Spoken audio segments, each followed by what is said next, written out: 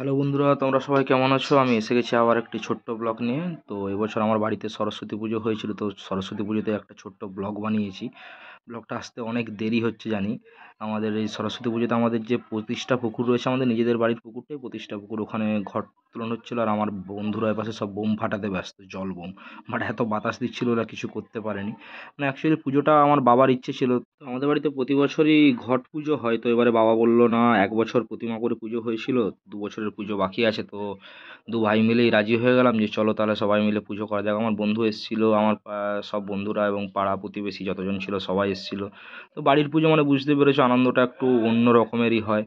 তো ফাইনালি ঘট উঠিয়ে নিয়ে এসে এটা হচ্ছে পুজো শুরু হয়ে গেছে, ঠাকুরমশাই পুজো স্টার্ট করে দিয়েছে। আর আমি একটু পুজো হলে ধুতি এইসবই পরতে পছন্দ করি। আমার দাদা সংকল্প করছিল, কারণ আমি ওর আগের দিন মাংস টাংস করে খেয়ে নিয়েছিলাম। আমি জানি না যে এইভাবে থাকতে হয় নিরামিষ, আমি অ্যাকচুয়ালি বাড়িতে ছিলাম না, তো কলকাতায় ছিলাম, সে কারণে খেয়ে নিয়েছিলাম। পুজো চলতে চলতে এটা বললো হচ্ছে লাস্টের দিকে পুজোর, মানে ওই হোমের সময় যে নারকেলটা দেওয়া হয়, ঠাকুরমশাই কী সব মন্ত্রতন্ত্র বলে দাদাকে বলছে এই করো, আর মাকেও ডাকলো যে ওকে ধরে দেখো। তো বাড়িতে পুজো হয়েছিল, হ্যাঁ সব বন্ধুরা এসেছিলো, খুবই আনন্দ করেছি। সত্যি কথা বলতে বাড়ির পুজো মানে, তোমরা যাদের বাড়িতে পুজো হয় তারা অবশ্যই জানো যে বাড়িতে কোনো একটা অনুষ্ঠান হলে তার আনন্দটা একটা অন্য লেভেলের হয়। আর আমার মা যেই শাড়িটা পরে আছে, আমি মায়াপুর গিয়েছিলাম, তো মায়াপুর থেকে আমার মাকে এই শাড়িটা এনে দিয়েছি। তো আমার মাকে কেমন লাগছে তোমরা সবাই একটু বলো, আর শাড়িটা কেমন হয়েছে অবশ্যই জানিও। তো পুজো আরতি শুরু হয়ে গেছে, তো আমরা এর আগেই অঞ্জলি দিয়ে দিয়েছিলাম। আমাদের মানে এত খিদে পাচ্ছিল আমার আর আমার বন্ধুদের, ঠাকুরমশাই বললো ঠিক আছে চলো তোমাদের অঞ্জলি করে দিই। তো অঞ্জলিটা আমাদের হয়ে গেছে, তারপর এটা পুজোর একদম লাস্টের দিকে মোটামুটি। এবারে বিকেলবেলা একটু ঘুরতে না বেরোলে হয় না। এটা হচ্ছে আমার স্কুল, বসন্তপুর ঝাড়েশ্বর বাণীভবন।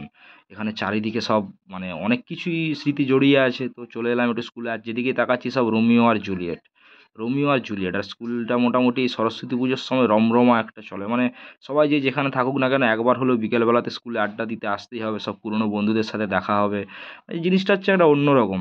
তো স্কুলের এটা গেট করেছিল, এন্ট্রি করলাম, আর এই যে সামনের যেটা দেখছো এটার নাম হচ্ছে শীতলিকা।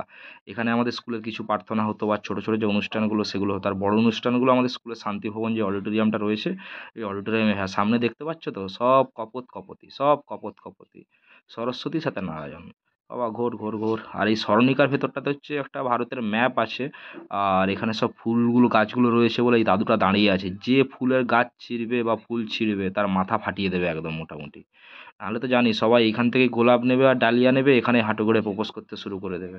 আর এপাশে চলছে ফটো সেশন, সব শিব দুর্গা পার্বতী হেনা তেনা কত কী সব সেজে ফেজে এসছে।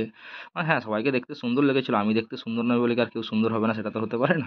মোটামুটি সরস্বতী পুজোয় যে যার প্রেমিক প্রেমিকাকে নিয়ে বেরিয়ে এসছে। তারপরে এবারে চাপটা একটু বেশি, তাই না? সরস্বতী পুজো আর ভ্যালেন্টাইন্স ডে একদিনে। আর এটা হচ্ছে পুজোর পরের দিন আমাদের বাড়িতে মোটামুটি পুরো পাড়াটা ডাকা হয়েছিল, ইনভাইট করা হয়েছিল খাবারের জন্য রাত্রেবেলায়। তো এখন লুচি ভাজা হচ্ছে, সব বন্ধুরা এসছে হেল্প করছে, পাড়ার কাকিমা জেঠিমা যারা ছিল সবাই মোটামুটি আমাদের, এবারে বাড়িতে কোনো অনুষ্ঠান হলে এভাবেই আমাদের হয় যে সবাই আসে, সবাই একসাথে আনন্দ করা হয়। তো আর এটা হচ্ছে বিসর্জনের দিন, এটা আমার দিদার, ঠিক আছে? আমি বাড়িতে ছিলাম না অ্যাকচুয়ালি, আমি চলে এসেছিলাম, আমার ছুটি ছিল না বলে।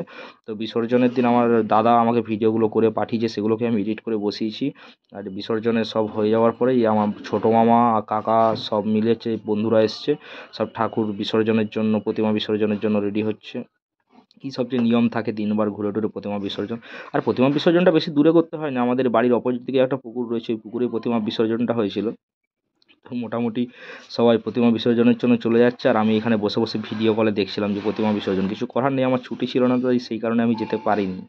তো তোমরা অবশ্যই আমার ব্লগটি দেখো, ভালো লাগলে ব্লগটি অবশ্যই চ্যানেলটিকে সাবস্ক্রাইব করো, পাশে দেওয়া ঘন্টা আইকনটি প্রেস করো, বন্ধুদের সাথে শেয়ার করো, আর কেমন লাগলো ব্লগটি অবশ্যই কমেন্ট করে জানিও। ধন্যবাদ বন্ধুরা, চলো দেখা হচ্ছে আবার পরের একটি ছোট্ট ব্লগে। Thank you, tata, bye by.